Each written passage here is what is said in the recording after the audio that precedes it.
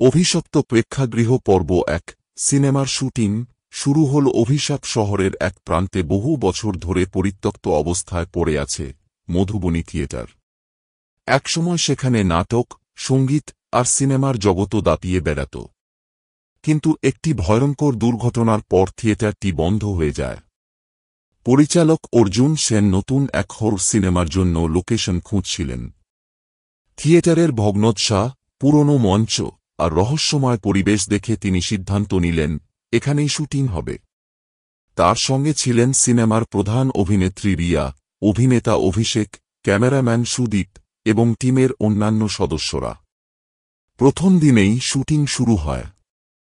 থিয়েটারের ধুলো জমা মেঝে, ছাদের ভাঙা কাঠ আর অন্ধকার করিডোর যেন এক ভৌতিক আবহ তৈরি করেছিল। রিয়া যখন মঞ্চের কেন্দ্রে দাঁড়িয়ে সংলাপ বলছিল, তখনই হঠাৎ বাতাসের মধ্যে এক অদ্ভুত ঠান্ডা অনুভূত হল। আলো নিভে গেল। কে?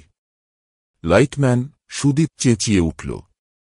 ঠিক তখনই গ্যালারির দিক থেকে একটি হাসির শব্দ ভেসে এলো, একজন নারীর হাসি। সবাই আতঙ্কে একে অপরের দিকে তাকাল। থিয়েটারের দরজা তখনও খোলা, কিন্তু কেমন যেন মনে হচ্ছিল কেউ তাদের লক্ষ্য করছে।